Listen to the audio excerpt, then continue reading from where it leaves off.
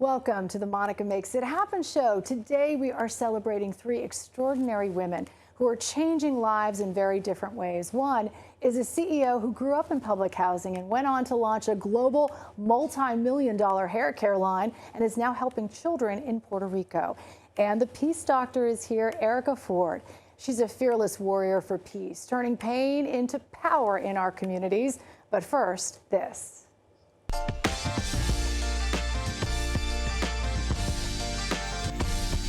Monica Makes It Happen is proudly supported by Goya. If it's Goya, it has to be good. And joining me now is Diana Mariani, the founder of Help Puerto Rico Orphans, who's fighting to protect our children. Hi, Diana. Nice that you're here. And a friend of our show, you know her, Nadine Lasio is here. She's the boss of hair, I like to call you that, the CEO of Lasio Hair Care. She started her successful business in her public housing apartment. Now it's an empire. Nadine, thank you for coming back. Thank you for having me back. And thank you for introducing me to Diana, who has been doing incredible work with children. Now, the reason why I'm having you on is you are such an amazing story, especially for the women watching who may be growing up in public housing thinking the cards are against them. And for you, you turned your lemons into lemonade, and now you're this, I guess, power to be reckoned with in business. You're everywhere, Walmart, you name it.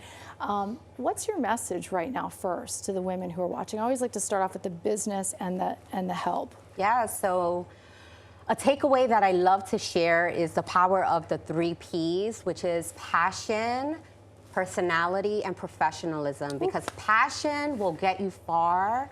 Professionalism will be the foundation to your business. But hey, personality, that's what sets you apart, and that can truly help you to build a successful empire. You're so inspired. I always get something from you when you're here, and we need to have you on our podcast, but it's Diana.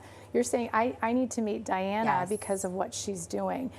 Tell me, how did you guys meet and what's the story here? Yes, so we connected through my local church in Florida.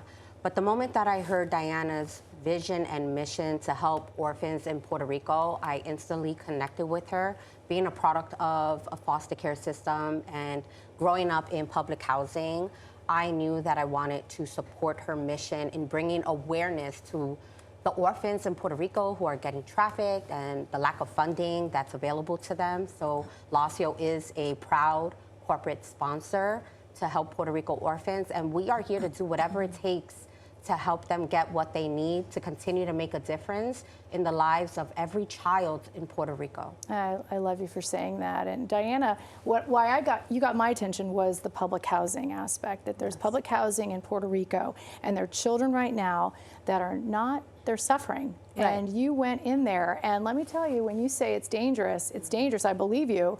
Why? Why do this? I met your son, he's here, your husband, you're you know, a wife, a mom. Why do something like this? Put yourself out there. Well, to be honest, it didn't start in the public housing. It started in an orphanage in 2002. I just went to go share my testimony, my story of hope, of overcoming an abusive situation as a teenager. And when I went to go share that message of hope, it impacted me more than I expected. And from that point forward, I was going to orphanages, I was going to foster homes, and then I began going to public housing because I realized, to be honest, in public housing, a lot of those areas are worse than the orphanages and the foster. You said worse than the actual orphanages. Yes. Now, tell me more about that. So we do public housing stories here in New York City, and we have a huge Puerto Rican community and Latinas that are listening. So what was the one story that you could share with us that really struck to your heart that you could share with us? Right, so one of the many things that we do is we like to do family fun outings with these kids that do not have parents that are looking after them correctly. And so we happened to do an event on a beach, and we did a soccer day. And we had the beach party, the pizza, we fed the kids, but before we fed them, we said, let's say a quick prayer. Does anybody here have something that they would like to pray for? And one 12-year-old kid, very timid, he was the only one that spoke up out of a dozen of kids, said, I would love to have food in my home. If we could pray that if we could pray that I can have food, that my mom could have food to cook. And I said, how is this happening? Puerto Rico is part of the United States. we're forgotten. These kids are hungry. They're living in a single family home, and a lot of times they're left alone to fend for themselves. So now obviously we have to be careful because we don't want them becoming an orphan. So we have to, you know, structure it in a way that nobody gets in trouble as well.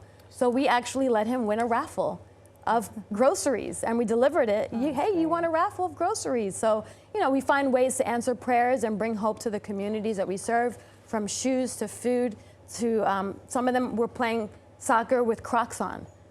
So we bought them soccer cleats, you know, whatever the needs is. I mean, their soccer balls look like they were from a third world country. So we purchased soccer balls, whatever the need is, and we want to bring it in, and we want to provide hope for these kids, and we mentor them any way we can. I love it. I love it. Nadine, tell me, last thought. What do you think people should know, and what can they immediately do? Because both of you are on a mission. You're the corporate support, thank goodness for you, and this organization. You're the boots on the ground. What can they immediately do? I want to activate. Immediately would be to even share this segment, talk about it more. Financially, I mean, there's no small amount that wouldn't help. Like any penny at this point could go far for these children in Puerto Rico. Yeah, and you know what? We really have to go. I have to see this. So we're going to hopefully be seeing a lot of this. Oh, you have a mug for us? Yes, I you. wanted to give you that. Help That's PR from Orphans. Yes, and we have a little gift mug. bag with fresh coffee from Puerto Rico. Thank you. Well, we love Puerto Rico. And you know what? We want you to come. Hispanic You have to visit. Heritage Month. Yes. And thank you. These stories are the most important stories that we do. And thank you for the commitment. As two Latinas, two moms, you understand the need. So thank you so much. I'm going to keep this right here. There's two hats for your kids in there. Oh, two hats for my kids too. You know, they're going to be so happy about that. Thank you for it. Thank you again, everybody. We're going to link to that, and thank you so much. Thank you. Thanks for being here.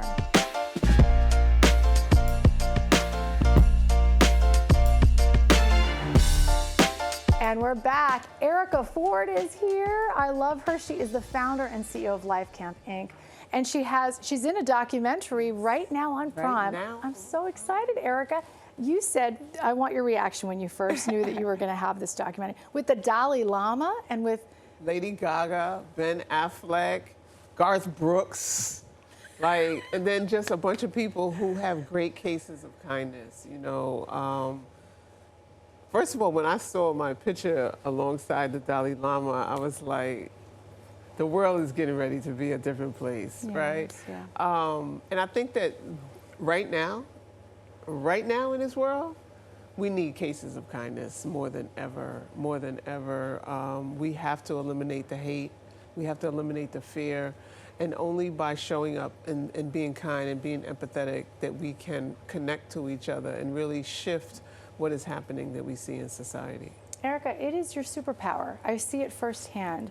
And there's some magic that happens with you wherever we are, because I've been out in the community with you several times now, and I see people, it's almost like, I don't know how you do it. Like, what do you think that magic ingredient is that you're able to do this every single day? I mean, you don't give up. It's every single day now for decades. And you're just finally getting your flowers, but you've been doing this for decades. Every day. Since December 12th, 1987 is when I started. I was 22, I'm 60 now. And so yes, we're doing it for a long time. And I think that it's the commitment to want to see something different for our children, then know that something different can happen. I've seen success, right? I know it can work. I know that, like, one of our funders, a lady named Tori Smith, Yes. she partnered with Steve Sawalski and created this Case for Kindness documentary, and they came to us to be part of it, and we definitely opened armed, especially on one of our young people, Delano, his story. His friends, he lost 4 friends in one day. Oh my gosh. And, you know, we saw the rage, we saw the anger, and we reached out through one of our brothers who worked with us, Nacy, and spoke to him a different language, you know? Because sometimes you got to speak a different language to young people because they're so caught up in the trauma and in the hate and in the hopelessness that when you show them a different way, they can walk down that path. And I think that this Case for Kindness documentary does that for the world because there's many different cases.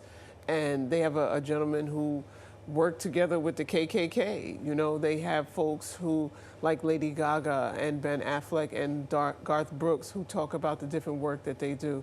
And so when you see, I'm not going to say ordinary people, but ordinary people, because we're all ordinary people. Yeah. But when you see it, we can make a difference. Well, not you. You're not an ordinary person, because when we roll up, everyone recognizes you. And I think that that's your superpower too, is that you probably don't know that you're that recognizable now. I don't know if it's the hair or what. I think it's my hair too sometimes. But it's something magical that happens that when you're inserted into the situation. Because when we were doing the pull-ups for peace, there was the crowd.